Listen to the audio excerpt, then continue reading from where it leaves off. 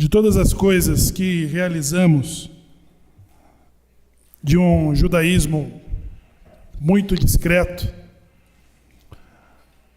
a nossa maior salvação é comemorada todos os anos, no mês de Nissan, em que a demonstração divina sobre a preferência e a promessa que fez aos patriarcas em salvar os seus descendentes, subjugando uma nação poderosa em favor dos oprimidos. E nós comemoramos todos os anos essa celebração da salvação, da redenção, que ela marca a primeira de todas as outras, definindo o início da escala até a redenção final, que é o Pêssah. Nós celebramos isso de que forma? De forma muito discreta, em comunidade, em família. Nós não andamos pelas ruas de tefilim.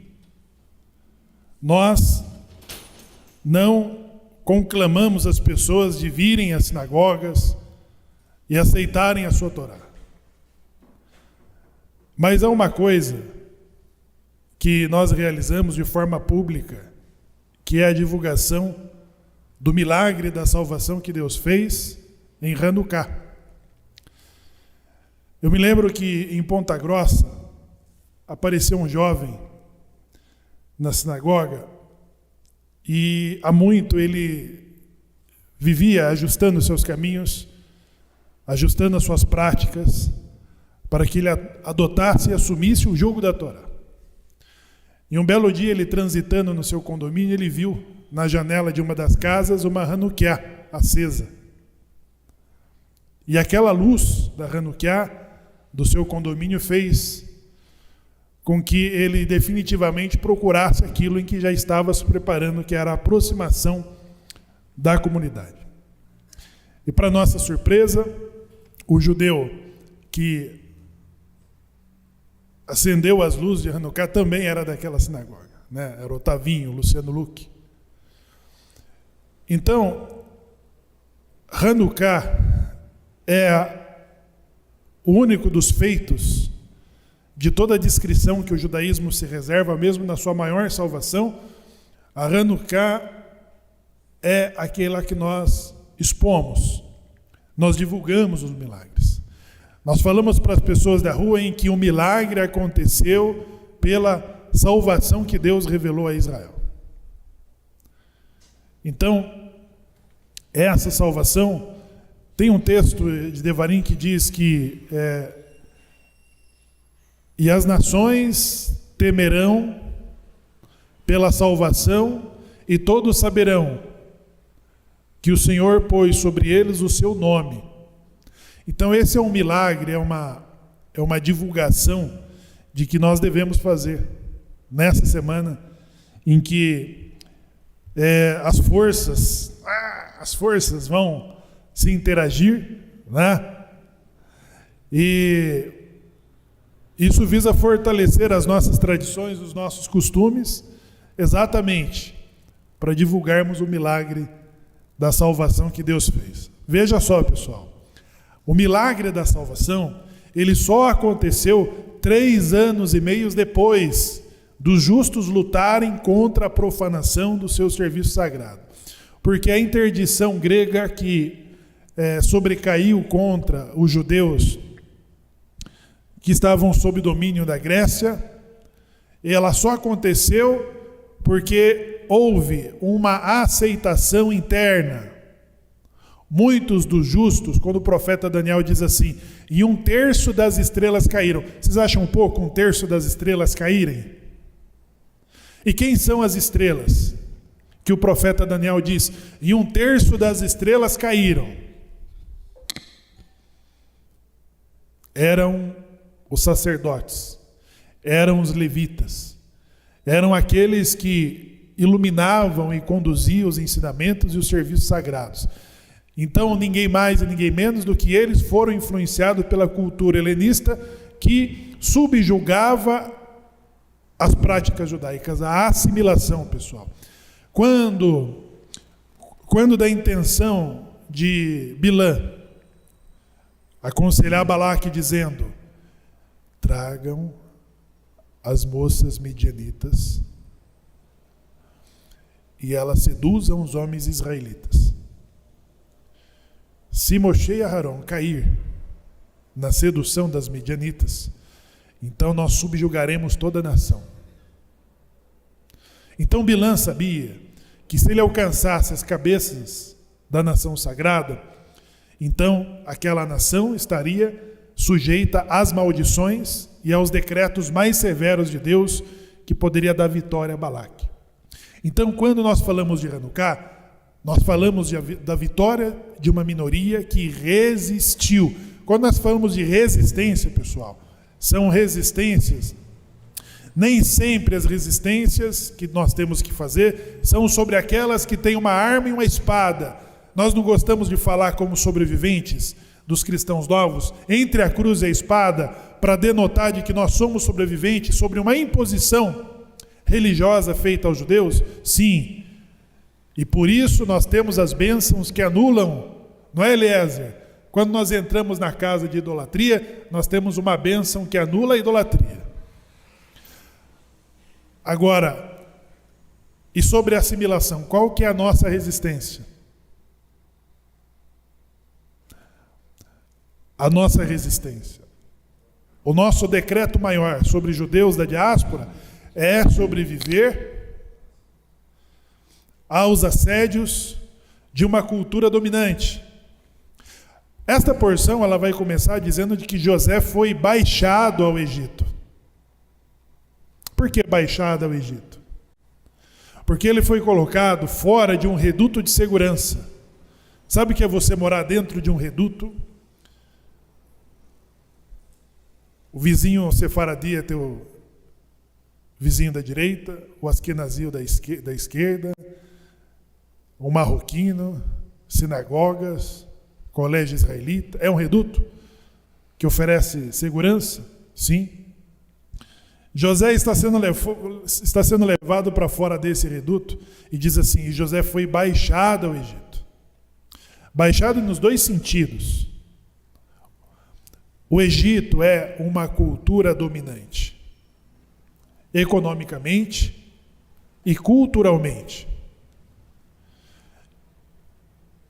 Toda a nossa resistência, que fala assim, o salmista Davi, o rei Davi, ele diz em um determinado texto, no desejo de construir o Beit HaMikdash, ele diz assim: sonda-me e veja se há em mim algum pensamento mau e testa-me.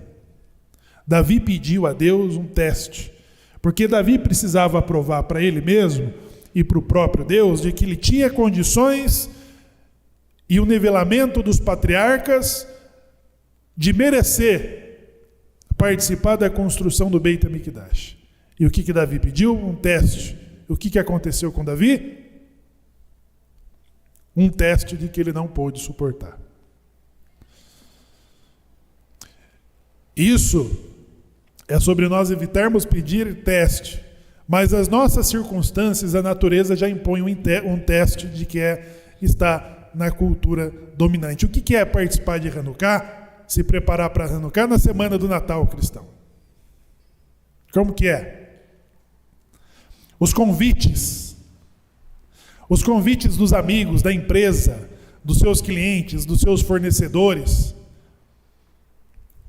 que estão se preparando exatamente num clímax de uma atividade em que nós somos os estranhos. É nós que estamos em terra estranha. Então, ser baixado ao Egito diz respeito sobre as nossas circunstâncias. E de resistir o quê? A uma arma que te impõe uma outra coisa em que você não acredita, ou os assédios de que nós nos recusamos a resistir. Não é? Eu falava com o pai essa semana que com seus filhos desapareceu da sinagoga. Ele alegava as condições e eu dizia: um justo se afastar da comunidade, ele está tirando a brasa, Ele está tirando a brasa.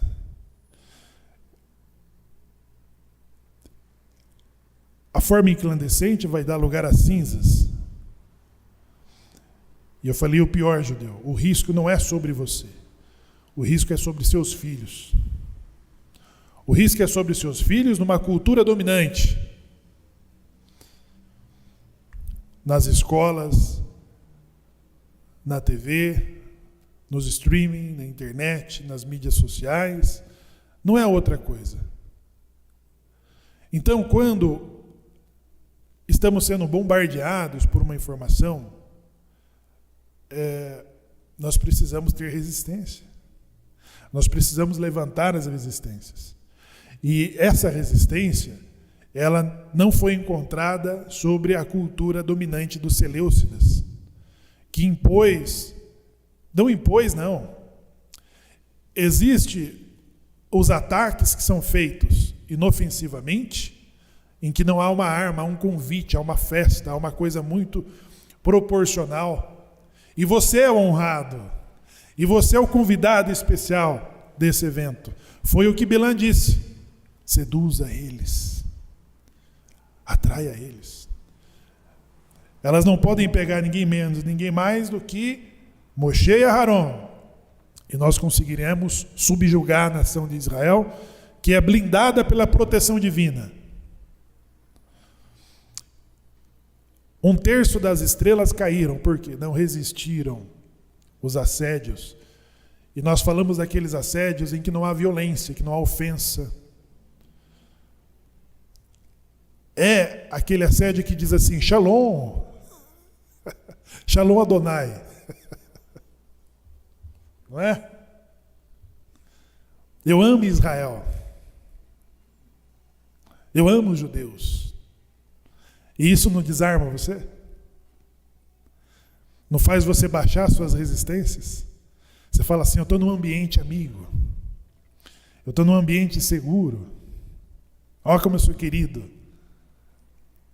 E de repente, nos pegamos preparando e defendendo aqueles princípios que parecem ser tão inofensivos.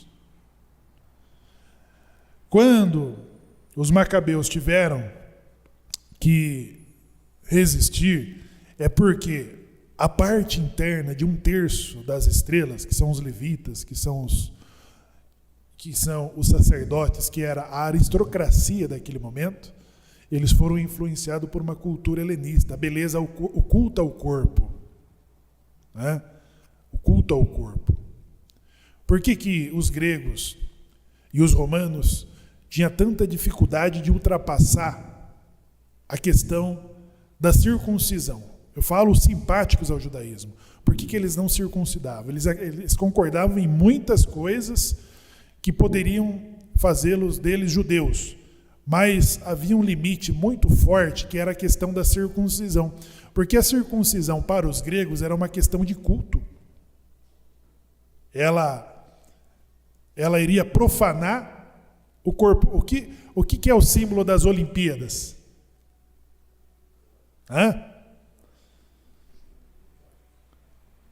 Das Olimpíadas. Qual o símbolo maior das Olimpíadas?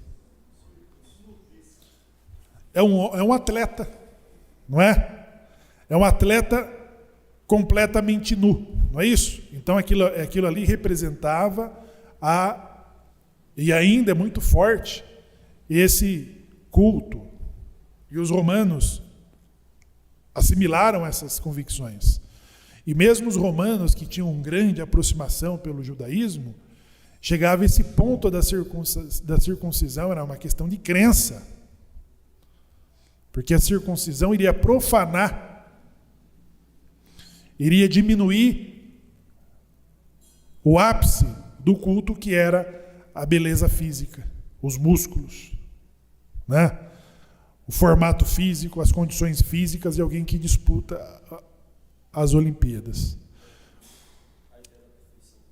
A perfeição do corpo. Então, circuncidar, que para o judeu é a perfeição, para eles era a imperfeição. Não é? E aí, quando dá resistência? Quando dá resistência é quando um Cohen estava disposto a oferecer carne de porco no altar aonde se oferecia o sacrifício. Não era o inquisidor que queria oferecer. Não era o imperador que queria oferecer. Quem que queria sacrificar a carne de porco no altar sagrado? Quem é? O Cohen. O Cohen estava disposto a dar esse passo. Então a resistência à agressão grega foi mediante a resistência de uma minoria que matou o Cohen antes de que ele oferecesse o sacrifício. Então começa a luta dos Macabeus de 3 anos e meio contra as forças gregas para impor definitivamente e subjugar as crenças e a religiosidade judaica. Então resistência é isso, pessoal. A vitória de Hanukkah, ela não é uma vitória, não foi uma imposição grega, foi uma adesão judaica. Foi uma adesão judaica. Só quando nos sentimos seguros e confortáveis é que nós baixamos as armas da assimilação e passamos para o outro lado. Porque tudo é normatizado, pessoal. A normatização das coisas, nós estamos fora do nosso reduto. Então, filmes, séries, novelas, documentários, propaganda, nada disso foi feito para nós e ao mesmo tempo tudo isso foi feito para nós. A normatização é você inundar as informações em todos os cantos. O que os estados, quando quer mudar uma regra, faz? Ele vai normatizando. Quando o Congresso começa a discutir e que há uma resistência popular, isso começa as grandes marcas, as marcas que você gosta, as bebidas, os alimentos, os produtos de beleza, aquilo que você já criou uma fidelidade, ela começa a falar sobre assunto de forma muito simpática.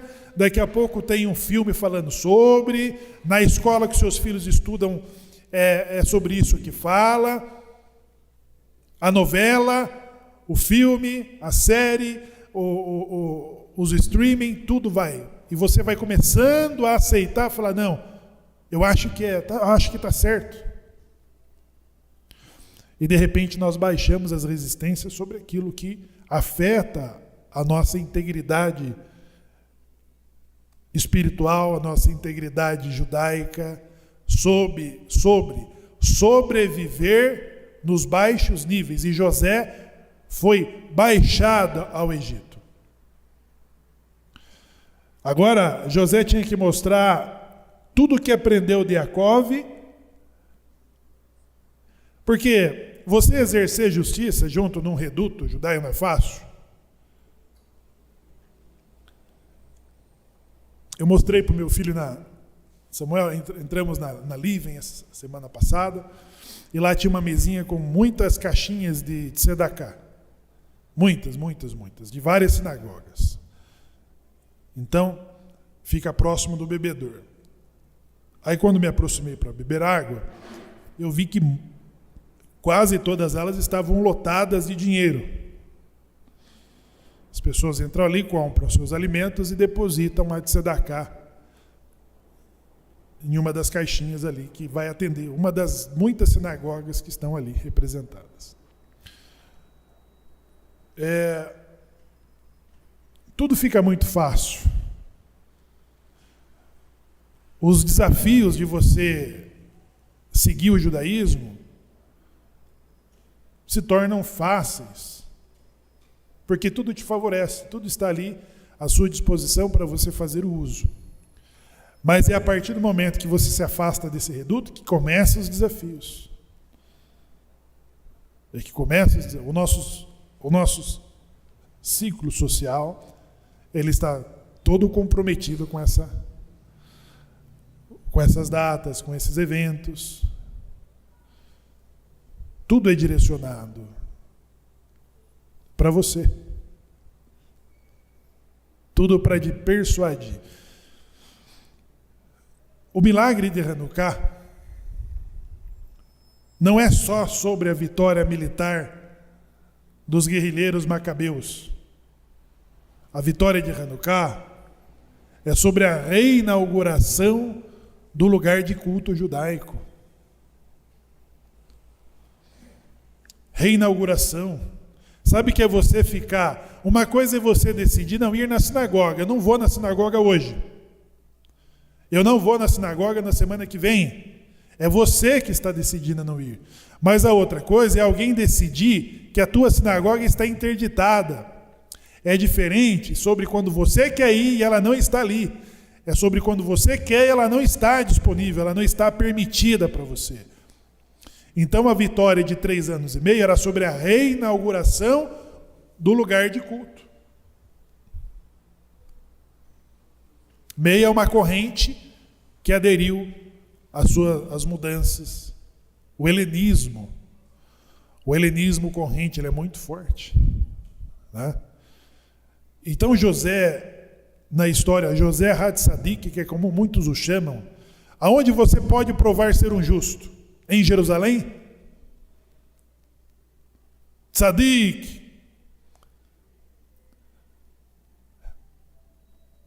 Em que na sexta-feira o serviço público obriga praticamente quase que 80% do mercado a parar. Até o judeu secular ele se vê dentro da santidade do Shabat involuntariamente.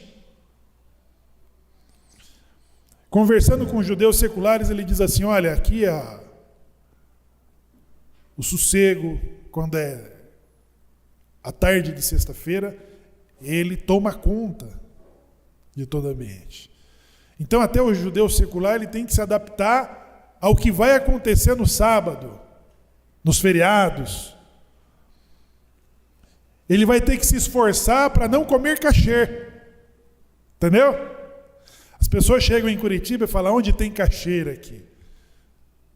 Aí nós coçamos a cabeça, né? Então lá é o contrário, lá você tem que se esforçar para não comer kasher. Não é, Malahai? Você tem que se esforçar. Não, hoje eu quero uma coisa que não seja kasher. Comece a procurar. Aonde que nós temos que provar ser tzadik? Aonde? Aqui estão os nossos desafios.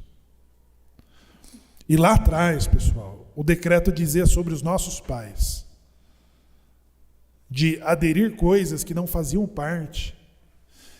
Devarim diz assim: visto que vocês serviram deuses que seus pais nunca ouviram falar, vocês serviram deuses, não tem nada a ver, vocês serão levados, espalhados por entre as nações, e lá vocês servirão a deuses de pau e a deuses de pedra. Isso foi um decreto que nós fomos obrigados a passar por eles. Nós fomos obrigados a passar por ele. Por exatamente não se dispor dentro das condições favoráveis, servir com alegria. Então o judeu secular, ele começou a descrever, eu achei incrível, porque você desconfia de um tzadik, um ortodoxo, falar sobre a santidade, sobre a alegria de Shabat. Mas quando eu escutei de um judeu secular, que é o que não se esforça, não está muito interessado em se aprofundar nisso naquele momento, mas quando ele começa a descrever os efeitos que tem, de que ele é contagiado pelo meio ambiente. Ele começa a descrever alegria, ele começa a descrever sensações de prazer. Por isso que os judeus levados para a diáspora do Salmo 137, que diz assim: junto aos rios da Babilônia, penduramos as nossas harpas, os nossos instrumentos, e os nossos raptadores pediram: cante-nos dos cânticos de Sião. Ora, como poderemos cantar dos cânticos de Sião estando fora da nossa terra? Indo para o cativeiro. E ali, pessoal, em que todas as condições são favoráveis, o nosso decreto é sobre não ter feito uso disso exatamente para servir. Então agora, nós servimos a Deus com quais circunstâncias? Com aperto e angústia. Porque ontem nós tínhamos que servir deuses de pau e de pedra também com angústia e aperto. Mas quando nós estamos falando sobre o nosso retorno, nós estamos falando sobre as dificuldades de que alguém possa te tratar como um tzadik. Porque é aqui que as tensões e tudo que aprendemos de Torá vai ser testado. Os assédios, os mais inúmeros assédios, sobre o que comer, sobre o que vestir, sobre aonde frequentar, sobre ir e não ir. Depois do Holocausto, pessoal, depois do Holocausto, o mais cruel antissemitismo é a assimilação. E a assimilação, ela não usa armas. Ela não criou um campo hostil de serviços forçados. Ela não criou uma câmara de gás. Ela não está mais colocando uma espada no teu pescoço sobre aceitar a cruz ou a espada. A assimilação, ela se revelou mais eficiente do que todo o antissemitismo reunidos, que finaliza em Hitler. A assimilação. Então, ser baixado ao Egito diz respeito sobre as nossas circunstâncias, né? Hanukkah, ele só pode ser compreendido se nós entendermos sobre a resistência judaica num campo hostil, num campo desfavorável, aonde nós temos que provar a nossa justiça, a nossa eficiência e a nossa fidelidade, né? Sobre falar não às propostas mais doces e suaves e preservar as nossas tradições. Você pode decidir não vir à sinagoga, você pode decidir não levar seus filhos na sinagoga, mas a outra coisa é quando alguém decide, e foi essa luta que os macabeus tiveram. 3 anos e meio o templo ficou interditado, não tinha sacrifícios, não tinha chagarite, não tinha minhá, não tinha arvite. Foi profanado. O milagre é sobre uma botija de óleo que não havia sido contaminada pela profanação. Porque eles tiveram o capricho de abrir todos os lacres dos óleos e de contaminar, para ter a certeza de que o lugar sagrado não fosse mais reutilizado. Então o milagre diz sobre uma botija de óleo que não foi contaminada, que não foi violada, né? Sobre ela resistir 8 dias, no tempo em que ela poderia suportar somente um dia. Acender a vela de Hanukkah nas nossas janelas faz com que os povos tenham temor sobre o nome sagrado que está sobre você. É a forma como nós falamos que Deus faz milagres por Israel. Deus faz milagres pelos justos. E os povos vêm e temem o fato do nome sagrado estar sobre as nossas vidas. É a forma como nós anunciamos os milagres. Pessoal, a Paraxá que ela vai tratar sobre o início, a preparação do exílio judaico, o inevitável exílio judaico no Egito. Deus já havia dito isso a Abraão, dizendo: peregrina a terra das tuas peregrinações darei a seus filhos. Você peregrinará na terra por 430 anos, até que se complete a medida dos cananeus. 430 anos compreende a peregrinação de Abraão até o momento em que os hebreus descem ao Egito. Agora, a percepção de Jacó, ela estava fora do seu tempo.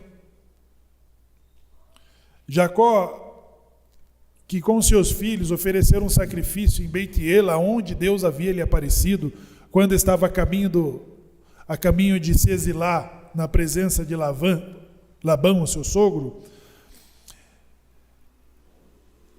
E depois de voltar com todos os seus resultados, os seus filhos, suas esposas, suas famílias, depois de ter reencontrado Esaú, seu irmão, ele ofereceu um sacrifício em Beite-El, e todos os preparativos e os esforços eram na direção de constituir, naquele momento, a nação sagrada. É como se Jacó começasse a se ocupar sobre a construção do primeiro templo. E no meio do caminho aparece alguém que a todo momento está falando na contramão. A todo momento tem alguém falando, não é sobre lã, não é sobre rebanho, é sobre grãos. Eu sonhei com 11 feixes de trigo, sonhei que se dobravam diante do meu. Eu sonhei que 11 estrelas, o sol e a lua se dobravam diante de mim. Então tinha um engraçadinho que estava falando na contramão de todos os preparativos. Ele estava querendo estragar a brincadeira. Estava querendo acabar com a festa. Ele se tornou uma oposição. Até o seu pai considerou, por um acaso, o teu pai, tua mãe e os teus irmãos vão se dobrar diante de você? É isso que você está falando? Mas ele fez uma reserva a Jacó. Ele diz, esperamos para ver. Os sonhos, pessoal, que nós temos, muitos deles são avisos. O sonho que temos na nossa cama, os sonhos que temos do nosso descanso, muitos desses são avisos. E José, ele nunca foi exatamente alguém que falasse, não, vou revelar. Porque da conversa que ele está tendo agora com o padeiro e o copeiro, ele diz assim, Deus faz saber. O profeta Daniel, ele tinha o privilégio de trazer essas interpretações e de se tornar um grande assessor dos domínios que surgiram depois dele. Quando você tem um sonho bom, ou quando você tem um sonho ruim, é importante que você se prepare para contar esse sonho para a pessoa que precisa ter duas características. Uma, ela precisa gostar de você. Você precisa ter a certeza de que ela quer o teu bem. E a segunda coisa que ela precisa ter é uma visão de mundo, porque a pessoa pode querer o teu bem, mas ter uma visão de mundo muito pessimista. Você pode ter pessoas pessimistas que gostam de você. Então, ela precisa ter essas duas características. Quando você conta o teu sonho para alguém, que ainda que seja um sonho ruim, o que vai valer é sobre a interpretação do sonho. A interpretação do sonho. A interpretação do sonho é a forma abstrata, é a forma concreta do sonho que está lá no abstrato. Ele está ali, ele está informe. Mas quando a pessoa que escuta pela primeira vez dá a interpretação, é aquilo que vai acontecer. É aquilo que vai acontecer. Você teve um sonho ruim, você precisa que uma pessoa que gosta de você e que tem uma visão positiva do mundo te dê uma interpretação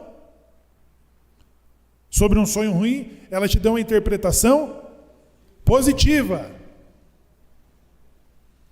Para ela minimizar o decreto daquela revelação, daquele sonho. E quando é um sonho bom, também precisa ter uma interpretação positiva sobre o que sonhou. Eu me lembro aqui o senhor Rogério, que não está hoje conosco, o Jacó, um amigo que muitos de vocês conhecem, teve um sonho E ele teve um sonho da mãe que já faleceu, aparecia para ele e dava uma soma de dinheiro.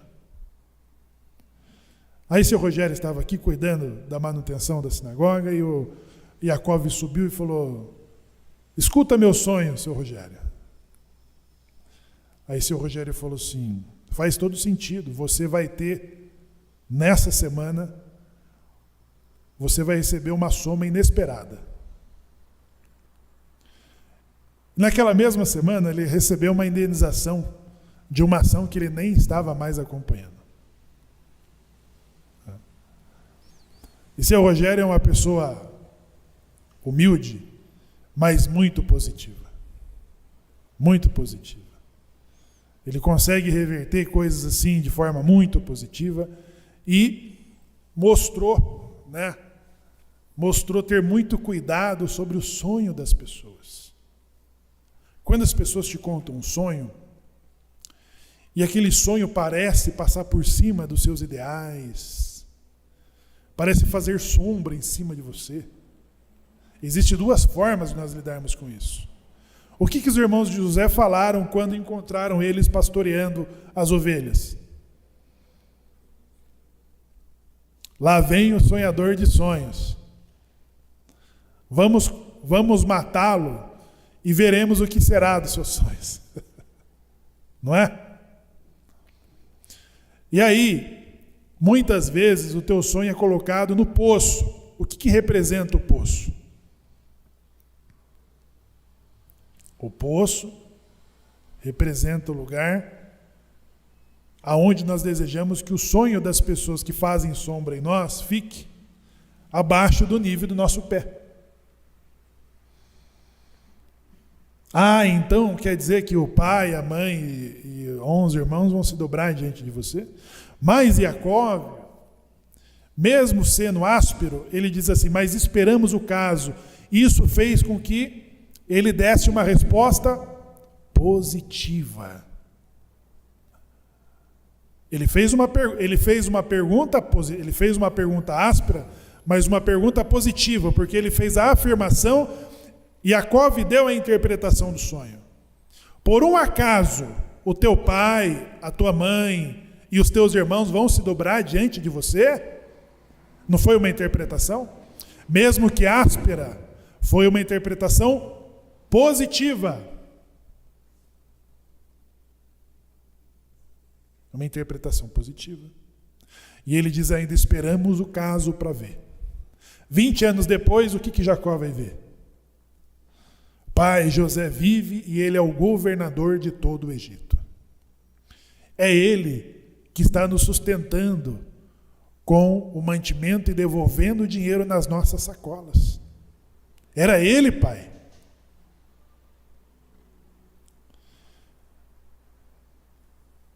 Não conte seus sonhos para qualquer pessoa. Seja discreto. Acontece que José, ele tinha que contar os sonhos porque é todo um preparativo. Sabe quando você está reformando uma casa e aquela casa parece que vai ser tirada de você? Você está investindo tempo, você está investindo dinheiro, você está focado numa coisa que só você sabe que aquilo ali não vai acontecer. E José, ele tinha que fazer esse papel. Ele falou: não, vocês estão se preparando para uma coisa, mas na verdade nós temos que passar por outra realidade. E todos os outros se recusam a ver. E às vezes, pessoal, os céus permite que nós soframos, venhamos a sofrer com uma visão privilegiada.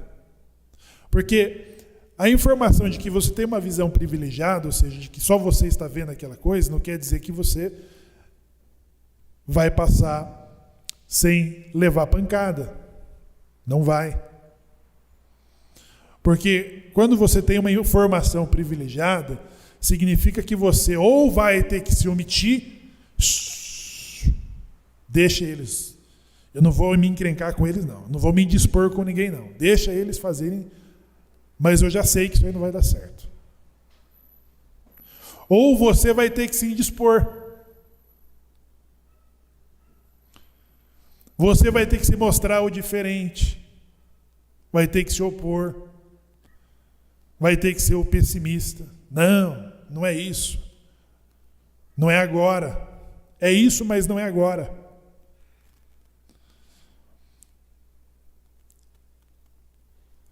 Quando você tem informação, quando você quer saber das coisas, às vezes nós queremos saber das coisas antes, não queremos? Sem ser a mãe de Ná, nós queremos saber das coisas antes. Mas querer saber das coisas antes significa que você se... O que a Haftará diz? A Haftará diz: por um acaso, se a trombeta tocar, o que vai acontecer?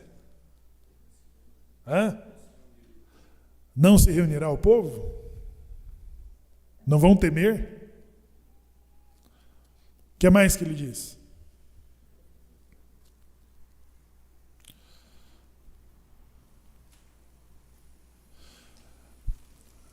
O que ele diz sobre a profecia?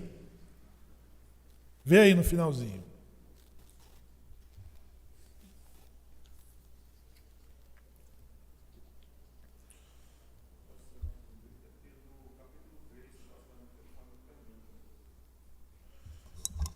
Certamente, meu Senhor Deus não fará nada sem revelar os seus segredos aos seus servos. E quem diz que a profecia, ela te favorece? É outra coisa, pessoal. Deus vai falar e o profeta não vai pronunciar? Não, o profeta vai pronunciar. Então diz assim: certamente, meu Senhor Deus nada fará sem revelar os seus segredos aos seus servos, os profetas. O leão rugiu, quem não temerá?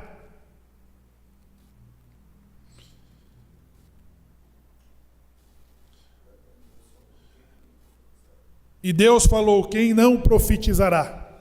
Rívica ficou com a informação privilegiada. Ela viveu tempos com aquela informação. Mas chegou um momento ela teve que agir. É uma medida impopular que ela teve que tomar. Né? Então, do mesmo modo, meu Senhor Deus falou, quem não profetizará? Você está com a informação? Está com a informação?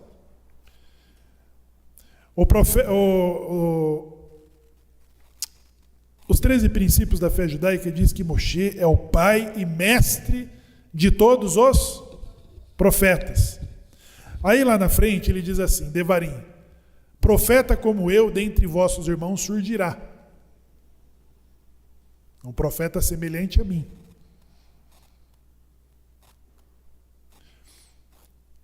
Veio o profeta Jeremias. O profeta Jeremias tinha a profecia. E aí?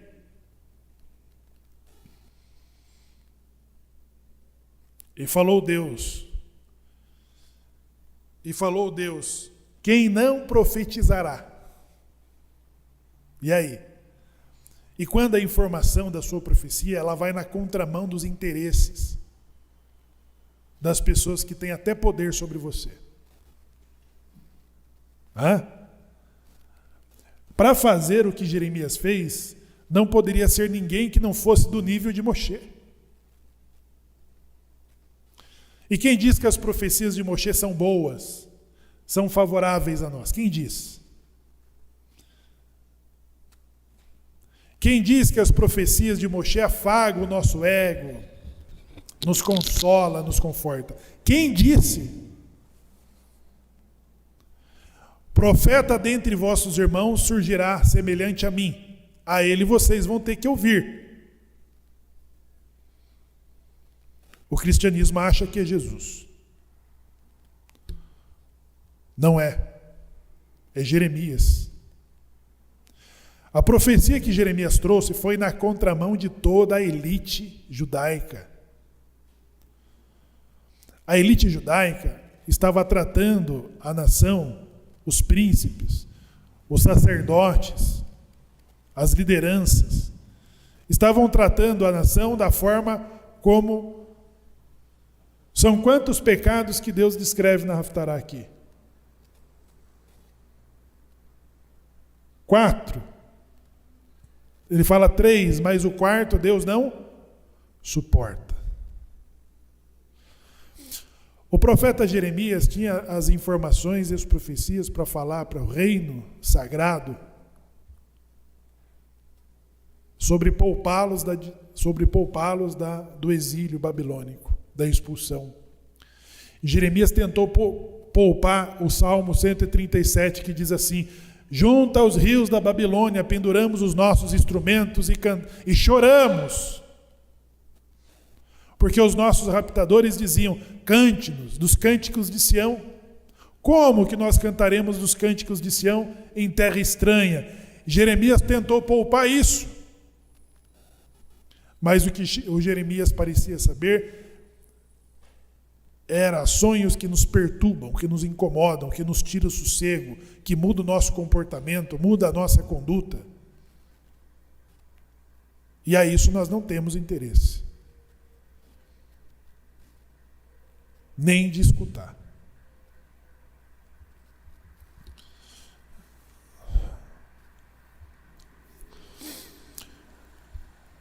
Israel foi constituído como reino sagrado. Isso vale dizer que o parlamento israelense, o rei ou o primeiro-ministro, os juízes, todas essas lideranças, elas precisam ser o quê para as outras nações? Luz, exemplo, modelo. E Jeremias ele encontra a realidade muito inversa. Entendeu? Pessoal, você quer saber sobre a ruína de um povo? Olha as suas lideranças. Ela determina. Veja, essa semana sai uma pesquisa de que de 33% da população brasileira que aprovava a Suprema Corte, caiu para 12% em 2 anos. Sobre a confiança que a população tem na instituição mais importante de um país. Porque pode falhar o presidente, pode falhar o rei, pode falhar o monarca, pode falhar o primeiro-ministro, pode falhar o parlamento, mas tem que ter um tribunal que coloque o país no eixo, que coloque o país nos trilhos novamente. E esse fator confiança, ele pode desaparecer dessas outras instituições, mas não do seu tribunal, não dos seus juízes, não da sua justiça. 12%, pessoal, é um índice indicado na percepção que as pessoas têm sobre a principal instituição de um país. São sobre aqueles que nós não votamos para ser juiz. Nós não escolhemos errado nas urnas. Não, são sobre aqueles que precisam ter notório saber, reputação ilibada, justiça, sobre conduzir um país. São índices desastrosos que visa nos preparar, pessoal. Esse próximo ano agora, ele é muito diferente da forma como nós devemos nos preparar, inclusive economicamente. O nosso comportamento com os gastos precisa ser muito diferente desses dias em diante. Os teus recursos precisam ser poupados ao máximo, com muita responsabilidade. Agora nós estamos no período de gastar menos e de aumentar os ganhos. Nós entraremos naquele período em que vai provar o que nós fizemos da vaca gorda, dos grãos graúdos. De que forma que nós usamos esses recursos. Então, muita responsabilidade Porque todos os indicativos mostram um período de aperto, um período de sofrimento, e que exige um olhar responsável sobre o que fazer. Tá bom?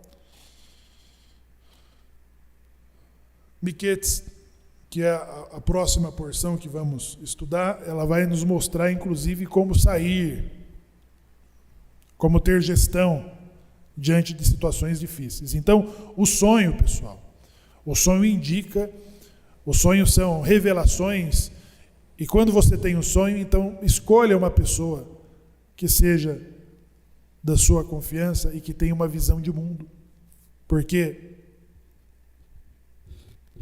ela vai direcionar as suas revelações. E José, ele recebe essas duas lideranças. O profeta diz assim: Jacó é fogo, José labareda e Esaú palha. Quando esses elementos se encontram,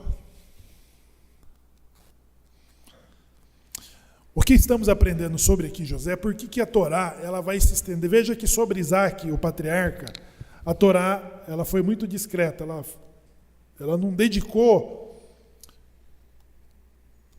muitas informações para sabermos mais sobre Isaac, mas sobre Jacó, e agora sobre José e sobre Judá, nós estaremos nos ocupando mais para entender por quê. Sobre essas duas pessoas que se destaca nessa porção dessa semana, é sobre Judá e José. José vai se tornar uma importante vertente da nação sagrada, que será chamada depois de Efraim. José é o primeiro filho de Raquel. José foi aquele que protegeu a sua mãe da visão de Esaú. Quando Esaú chegou lá, no último acampamento que separou Jacó, José se colocou entre Esaú e a sua mãe, para que Esaú não olhasse a beleza da sua mãe. Ele se levantou e colocou entre Esaú e Raquel. Protegeu. Efraim e José, até a era de Machia, têm uma missão muito importante. José, ele vai se tornar aquele que prepara o caminho. Nós temos que descer para o exílio no Egito. Deus determinou isso aí. Ele falou para Abraão: o teu povo será escravizado e subjugado por uma nação forte, mas dali vocês sairão com grande riqueza, e a nação que assim fizer será subjugada. 430 anos antes, Deus havia dito já o que viria de acontecer a Abraão. O primeiro patriarca soube o que iria acontecer aos seus descendentes. Mas sobre descer ao cativeiro, José ele está preparando o caminho que muitos se recusam a aceitar e acreditar, do inevitável exílio ao Egito. Então, enquanto todos eles são pastores, são pecuaristas, José está se apresentando no agro, ele está apresentando grãos, feixes, trigos. Ele diz assim aos pastores: meus irmãos, eu tive um sonho, venham ouvir. Aí eles se juntam, e o que é o sonho? Nada a ver conosco. O que nós sabemos sobre feixes, sobre trigos? Você está ficando louco, você está ficando maluco. Não, 11 feixes se dobravam diante do meu. Mas como assim?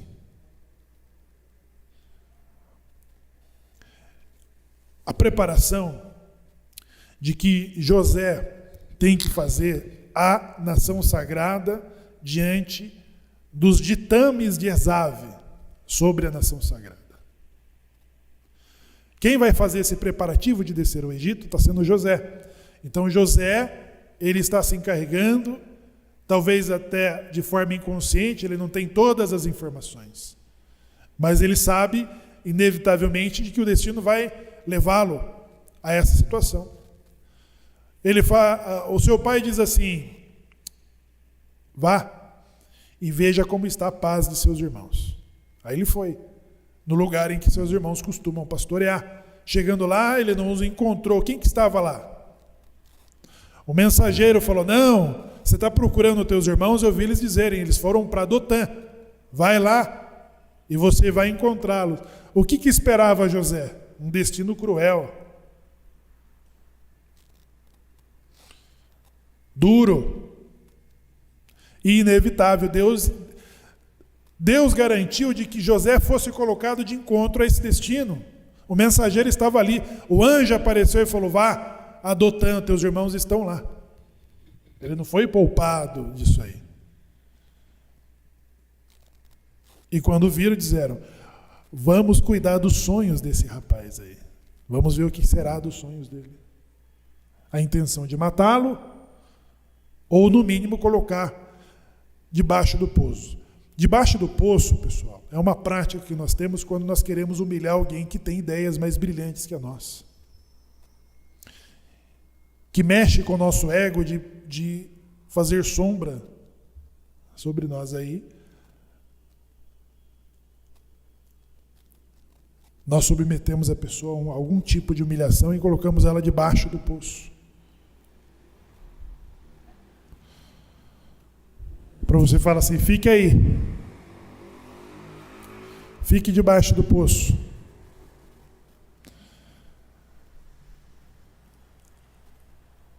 A descida para o Egito, ela vai acontecer nessas condições. Por quê?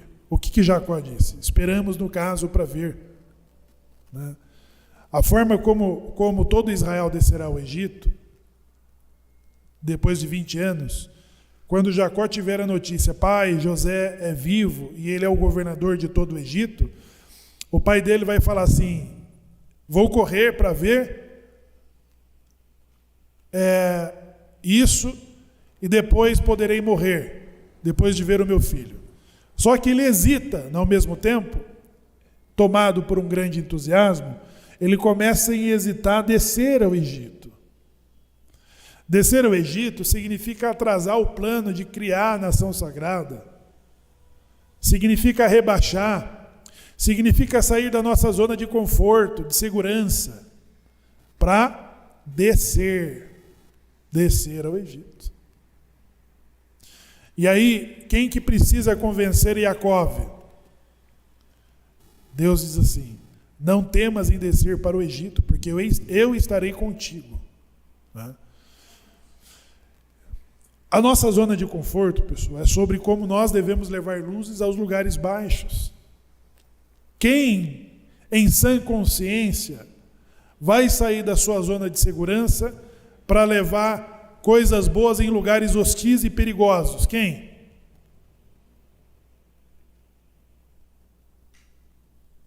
Nós queremos sempre ir para lugares melhores. Mas quem na sã consciência vai levar alguma coisa sagrada para os lugares baixos, perigosos, hostis? Quem? Então, os desígnios que Deus nos propõe, quem que pode entender? A única coisa que acontece é a vantagem de que Deus não fará nada sem antes revelar os seus segredos aos seus servos, os profetas. Agora, se temos segurança e se queremos ir, aí é outra coisa. Né? E José, ele vai passar por todos esses percalços, que exatamente quer preparar a chegada da sua família 20 anos depois. Quem é que vai liderar a conquista da terra sagrada? Quem é? Quem dos filhos de Jacó? Depois que saem do Egito, quem é que tem a missão de conquistar a terra sagrada? Hã? Levi, quem mais? Hã? Quem é Josué? Filho de quem? Hã? Josué, filho de quem? Filho de Jacó. Josué, filho de quem?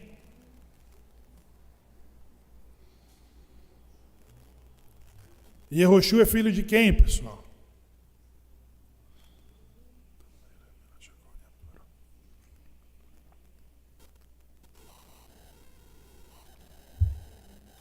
Josué, Yehoshua é descendente de José, filho de Raquel. Nós não estamos falando nada de Judá nessa porção, certo? Mas José, é ele que vai liderar. Quem é que derruba as muralhas de Jericó? Quem? É Josué. Josué vai receber a missão também. Ele que teve que fazer frente. É ele que faz frente. Então, quando ele tem que fazer frente? Ele tem que fazer frente quando os interesses de Esaú estão à frente.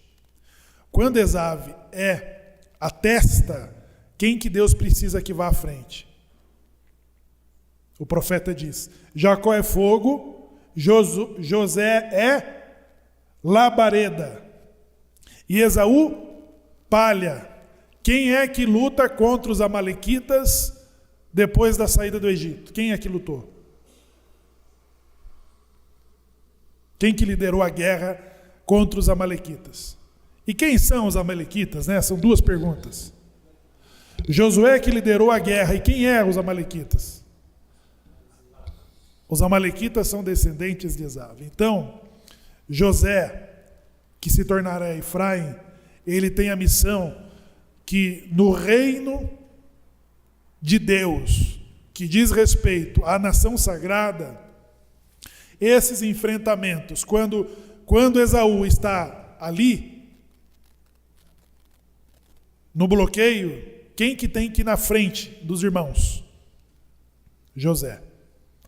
José que vai fazer o preparativo para descer ao Egito, vai ser ele que vai lutar contra os amalequitas, vai ser ele que vai conquistar a terra de Eretz Canaã. Ele vai liderar a conquista para seus irmãos entrarem. É por isso que o Talmud diz sobre Machia ben Yosef. Por quê? O Talmud diz sobre a luta de Gog e Magog, de que quem tem que enfrentar as forças da profanação, do mal, em Gog e Magog, é José. Por isso que o Talmud discute sobre o Machia ben Yosef e o Machia ben Davi. São duas missões distintas nesse reino. E nessa porção que estamos de Vaeshev, essas duas lideranças estão se destacando aqui, que é sobre Judá, que decide pela venda de seu irmão, porque quais eram os planos sobre José? Não era de sobrematá-lo? Aí vai ser minimizado por Reuven, que pelo temor de seu pai vai falar: não, eu vou colocá-lo no poço, e quando meus irmãos distraírem, eu devolvo ele a meu pai. Mas quando isso, no dia seguinte, Judá percebe os ismaelitas, ele vai vender para também com a intenção de poupá-lo. O sofrimento à parte desses irmãos vão acontecer. Ao mesmo tempo que José está sofrendo no Egito como escravo de Potifar, como prisioneiro pela acusação, os seus irmãos estão brigando sobre as consequências da morte de José, que levou o seu pai a um luto permanente, a um luto de 20 anos. Então eles tiveram que se formarem a partes, as suas estruturas de personalidade, de caráter, de missão, para que o futuro os colocassem dentro dos seus devidos papéis. Quantas coisas no mundo, de repente, não depende de você para pôr a mão? Quantas coisas decisivas ao mundo? Depende de você. Sobre José tinha a missão de preparar todos esses caminhos. Por isso que lá no primeiro século, a ocupação romana, os zelotes, Zelotes, quem eram os zelotes? Os zelotes eram o braço armado da escola de Shammai, dos Perushim, a escola dos fariseus, que eram o domínio romano impedia de que as questões judiciais e de segurança, e segurança pública e de tribunal fosse tirada da mão dos judeus e decidida pelos procuradores romanos. Então, esse vazio romano fez com que essa escola de Shammai desenvolvesse um braço armado, violento, de guerrilha, que foram os zelotes. Os zelotes eram judeus ultra-ortodoxos que se dispuseram a desbancar o Império Romano, porque a crença de que Gog estava dominando sobre o reino sagrado fez despertar nos zelotes a intenção de uma luta armada de uma minoria, como a Guerra dos Macabeus, uma luta armada de uma minoria que iria subjugar uma força maior. Ou seja, duas nações há em você. A maior vai servir a menor. Então os zelotes tinham essa convicção de que agora era o momento, aquele era o momento deles se prepararem para uma guerra contra Gog. E Gog era o domínio romano que estava subjugando a Judéia. E por isso que naquele cenário muitos messias foram mortos e sufocados pelas revoltas, sufocado pelos romanos. Por quê? A necessidade de um Mashiach ben Yosef era ali. Era ali que precisava de um Mashiach que liderasse os justos judeus numa luta do bem contra o mal. O Novo Testamento cristão, ele traz um excelente retrato sobre a época. Por quê? Porque antes do aparecimento do Messias cristão, muitos outros foram mortos pelo Império Romano. E depois do Messias cristão, outros ainda serão mortos até o ano de 139, que é Bar Kokhba, o aluno de Rabi Akiva, que vai ser sufocado pelo imperador Adriano. É o imperador Adriano que dará o nome à Judéia de Palestina. Ele vai arar a terra com sal e enxofre, expulsar os remanescentes, ficando uma minoria judaica num domínio da terra que vai ser disputada depois, no século VI, pelos cruzados e pelos muçulmanos. Então, por que Judas, lá no retrato do Novo Testamento, precisava de uma liderança militar? Ele precisava de uma liderança militar que enfrentasse os romanos. E prestem bem atenção, pessoal. As experiências da Guerra dos Macabeus ao judaísmo deu um forte preparo, hein? Prestem bem atenção. Vocês sabem que os romanos, eles conseguiram vencer. Os romanos conseguiram, a principal arma romana contra os judeus, sabe qual foi? O ódio gratuito judaico. Sabiam? Os romanos, antes de decidirem os cercos contra as cidades fortificadas da Judéia, que terminou em Jerusalém com a destruição do templo, antes disso, os zelotes, grupo de guerrilha, haviam colocado abaixo 2 legiões romanas. Qual que era a composição da legião romana? 1000 soldados. nenhum dos outros povos com quem os romanos lutaram naquele período, como que chamamos os alemães, né? Os bárbaros, os germânicos, os germânicos, os germânicos eram temidos pelos romanos, porque os germânicos e os romanos consideravam que as vantagens geográficas do rio Sena favoreciam eles, quase depuseram uma legião. E os zelotes, um grupo de guerrilha, depuseram quantas? Por isso que o ímpeto raivoso dos generais que se empenharam na campanha contra a Judéia, ela foi forte, porque a reputação romana, ela estava prestes a ser derrubada por uma minoria judaica. E por isso que os zelotes precisavam que uma liderança militar conduzisse os judeus na luta contra o Império Romano.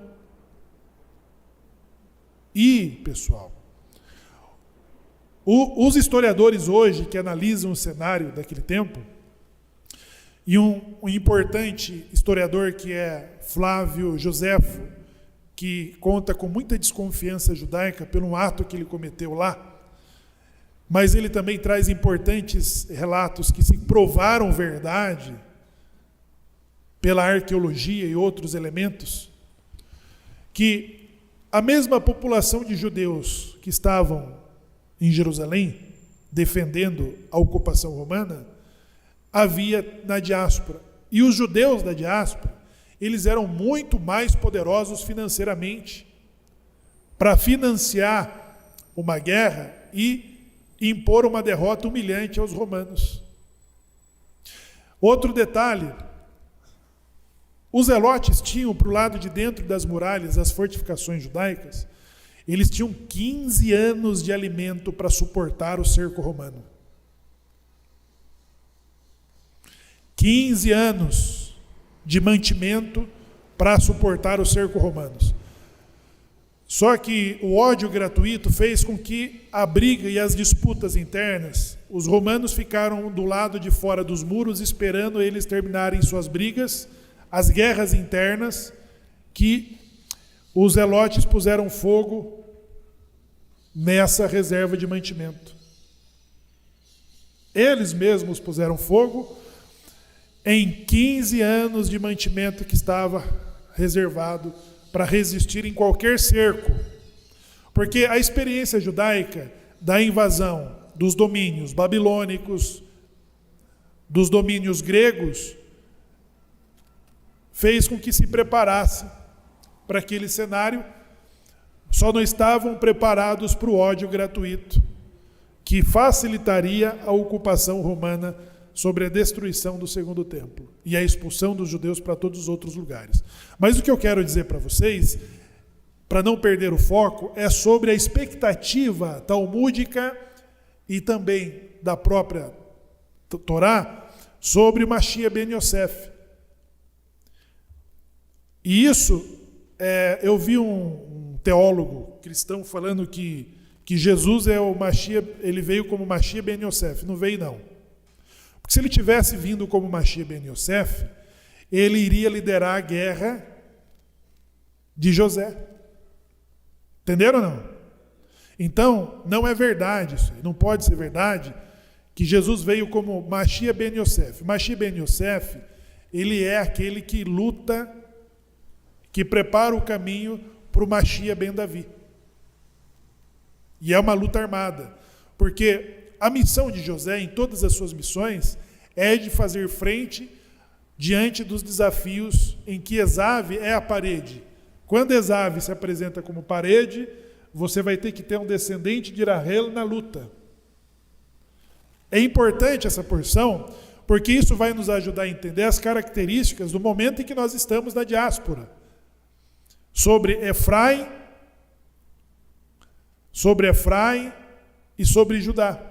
E nós tendemos, pessoal, nós tendemos a focar sobre os principais atores da história bíblica, da Torá, do Talmud e das profecias sobre a redenção final, e às vezes nos perdemos sobre as pontas que ficam soltas.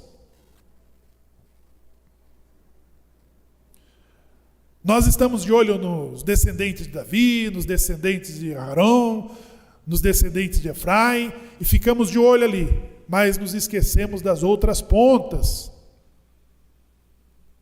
que constituem suas missões para o momento em que nós estamos. Então, as características de José, que está liderando, inclusive, por que José ele se mostra labareda e Esaú palha? Uma das grandes verdades é que José, com 17 anos, ele resiste suas paixões. Ele não era um celibatário, não, para resistir à mulher de Potifar. E nem gay.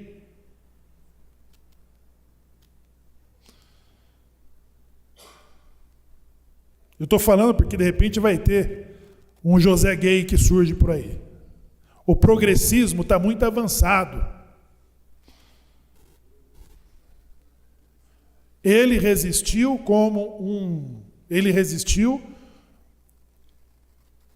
num lugar adverso, ou seja, não tinha ninguém para controlar a sua conduta moral. Tinha ninguém para estar ali dando sermão e moralidade em José. Tinha? Não anda por esse caminho, não fica aí perto desse negócio. Não tinha ninguém, ele estava sozinho, ele estava escravo. A sua situação era adversa, ou seja, ele tinha todas as condições de falar, já que eu estou nessa situação, não pode ficar pior do que eu já estou. Ele poderia ceder os seus desejos. Quem falou que ele não teve desejo? Quem disse? Então José ele se destaca exatamente para resistir nos lugares aonde Esaú não resistiu às suas paixões. E aí, a moralidade de José, ela é muito comparada ao de Esaú. Por quê? Os seus próprios irmãos que tentaram matá-lo, existe uma explicação talmúdica de que os seus irmãos começavam a enxergar em José as características de Esaú. E Esaú representou uma ameaça ao legado judaico. E aos olhos de seus irmãos, o seu pai estava cego em depositar o legado na mão de alguém que poderia ser Esaú de novo. Por isso da intenção de seus irmãos falar, não, vamos nos livrar, porque olha só, a visão desse José não tem nada a ver com o papel que temos que fazer de construir a nação sagrada. E por isso que o José, moralmente, ele se torna uma labareda. Por quê? Porque ele vai resistir às paixões de que Esaú não resistiu. E ele vai suportar a ponto de merecer ser exaltado do lugar de onde ele foi. A sua fidelidade, o seu temor a Deus, por isso que os sábios vão tratá-lo de Yosef Hatzadik, o justo.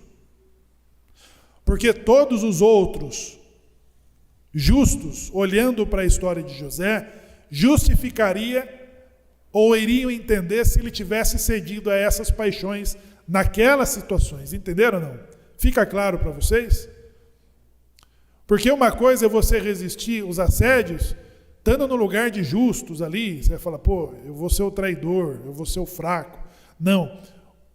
O campo em que ele resiste, isso era hostil e não tinha ninguém para controlar aquilo que ele havia aprendido de Torá. A sua moralidade, se ele tivesse se entregado aos assédios da esposa de Potifar, todos os outros justos ainda iriam entendê-lo. E nisso ele vai exceder a Esaú. O profeta fala assim: Jacó é fogo, José é labareda e Esaú palha. Restolho de palha. Então, pessoal, a história de José sobre a nossa leitura do terceiro ciclo envolve sobre a forma como Potifar prosperou. E quantas vezes nós não nos pegamos nos nossos desafios? Porque nós tendemos a pensar que o justo não passa por determinados apertos. Quando ele tem uma missão e um lugar para chegar, nós passamos, pessoal, inevitavelmente. Passamos por apertos, por perigos, por afrontas. Então, de escravo, quando você diz assim, não tem como essa história ficar pior. Não é? Não tem como ficar pior. Pior do que escravo, o que pode ser? Alguém acusado de hebreu de forçar a esposa do patrão, a esposa do chefe. Pior de você ser preso injustamente. 12% da população brasileira é a que acredita na justiça brasileira e as outras não. E aí quando você quando você perde a credibilidade sobre um tribunal, e é importante a relevância de um tribunal justo, é importante ou não? Se não fosse importante, não estaria nas nossas orações diárias da Amidá. Restitui os nossos conselheiros, e os nossos juízes, como ou de outrora. Ou seja, nós tivemos bons juízes? Tivemos ou não tivemos? Sim. Tivemos bons conselheiros? Os melhores. Então, quando nós rezamos, restitua os nossos juízes e os nossos conselheiros, como nos primeiros tempos, é porque nós almejamos por uma nação justa e piedosa que faz justiça.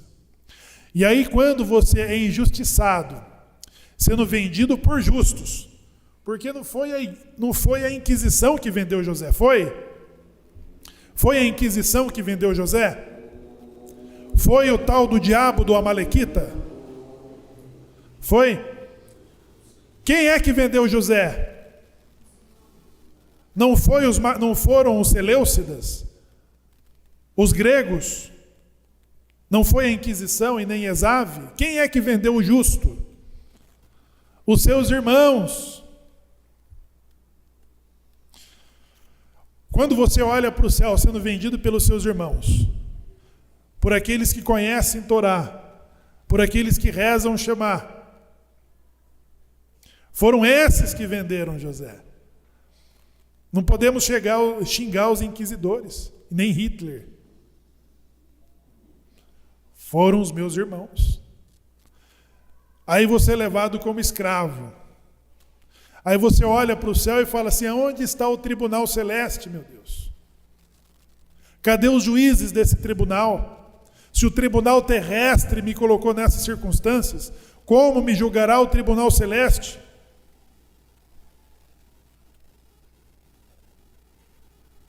Há um Deus aí?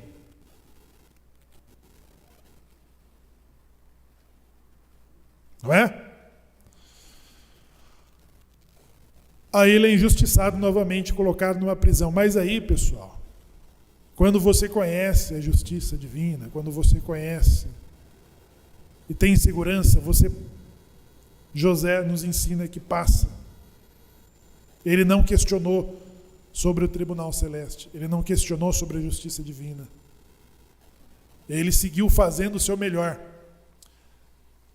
Você caiu numa prisão sendo injustiçado, você tem energia para levantar e cuidar dos problemas dos outros detentos?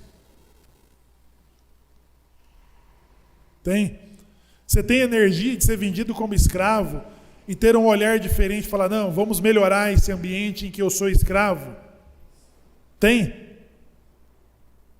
O lugar que você entra de faxineiro, de varredor do chão de fábrica, você fica olhando ali um método da empresa ter um resultado melhor na onde você é escravo? E que mundo nós queremos melhorar então? E quando nós tivermos que descer para as partes baixas, pessoal, né? Então os nossos testes estão nas dificuldades que nós enfrentamos. Não quer dizer que José não teve experiência divina, ele teve, de ensinamento, de compreensão das suas orações, da percepção da presença divina, e tudo isso foi instrumento e ferramenta para os momentos difíceis. Então chega lá como escravo, o pessoal te chamando você das formas mais pejorativas, tristes. Você consegue ter um olhar positivo de tornar aquele ambiente melhor, lucrativo, fácil. Você está pensando em facilitar a vida dos outros escravos? Você está pensando em facilitar, adiantar o expediente dos outros funcionários? É essa a tua preocupação? Não, eu quero passar no concurso. Lá eu vou mostrar o meu valor.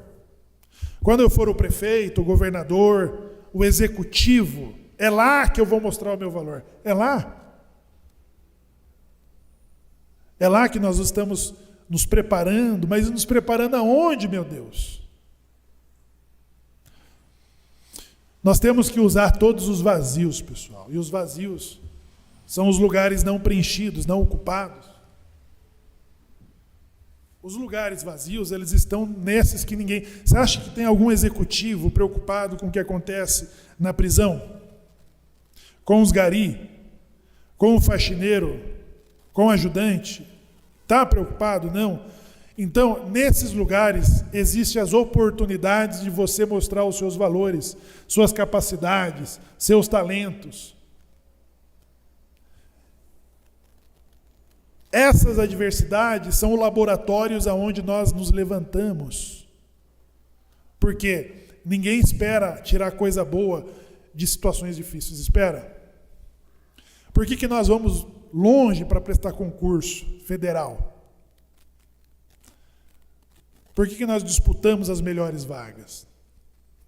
É porque nós queremos eliminar o caminho. Eu quero ser governador, eu quero sair do vestibular, vou lá para o mestrado, vou para o doutorado, e daqui para o Palácio do Planalto ou para uma grande multinacional, e fazer nome, fazer talento, fazer sucesso.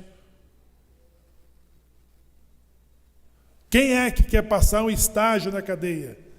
Quem é que quer passar um estágio lá de escravo? Nós queremos pular essas partes, não é? Só que essas partes também elas se revelam oportunidades, porque tem alguém olhando a sua capacidade de transformar um ambiente hostil em melhor. Não caímos no colchão de depressão. Eu sou o último a chegar e o primeiro a sair. Não. Vamos achar um meio de facilitar a nossa vida, a vida das pessoas. Vamos trazer desenvolvimento. Aí, quando o negócio não poderia ficar pior, ele foi preso. Agora sim, ele tinha permissão de ficar o dia todo no colchão, deitado, esperando o tempo dele passar. Mas não. De novo, ele estava olhando ali como que funciona aquele sistema. Aqui tem falha, ali tem sujeira, aquilo não funciona bem, isso pode ficar melhor. E de repente ele se pegou organizando o sistema aonde ficavam os oficiais do reino presos. O lugar que fica preso o Zé Dirceu, outros, pode ficar o Bolsonaro, qualquer um, mas são presos do quê? São presos qualificados. José ficou com presos qualificados, homens públicos, homens influentes. Eles estavam ali, vendo José organizando a coisa, fala, poxa, esse cara é útil. Ele é inteligente. Ele é prestativo. Tem alguém te olhando, pessoal. Estava lá o copeiro. O copeiro estava olhando. O copeiro falou assim, um hebreu que eu conheci, que pode resolver isso para o rei. No momento em que toda a corte, da alta elite do governo, da potência mundial que era o Egito, falhou, Um copeiro falou: há um homem hebreu que pode resolver isso aí. Eu já tive essa experiência com ele. Então, pessoal, como que nós queremos ter glória sem passar pelos infortúnios, né? É aí que a nossa inteligência emocional precisa funcionar. É no momento dessas adversidades, né?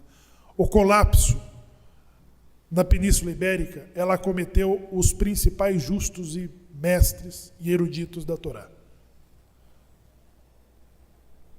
Quando nós estudamos, nós estamos falando dos decretos de 1492. Estou falando 100 anos antes, em que fez com que eruditos e sábios e piedosos e justos aceitassem por muito menos as condições de negar o seu judaísmo. Por muito menos. Entenderam?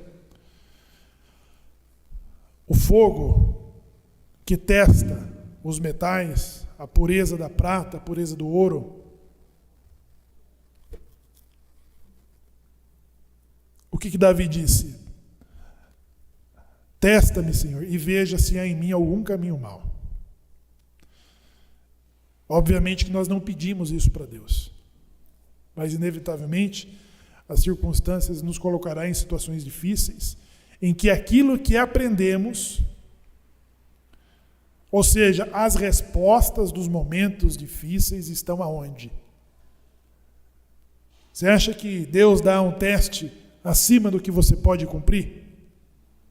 Os testes que nós passamos, as respostas estão em nós, do nosso controle.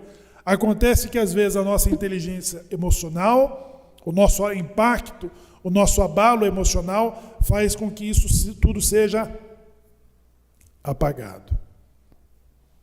A inteligência emocional precisa ser usada nos momentos adversos, de crise, de perigo, de julgamentos.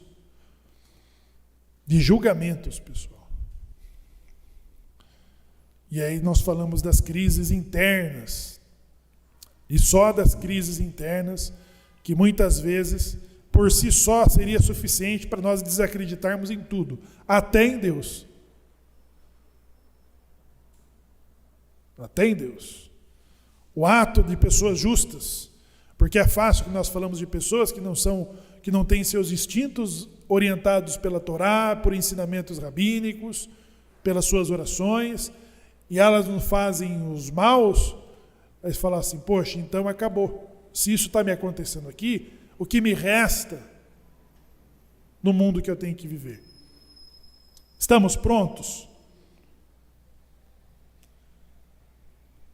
Então, o Yosef Hatzadik é uma experiência que mostra a sua missão e também retrata os nossos caminhos, né? O nosso caminho na diáspora.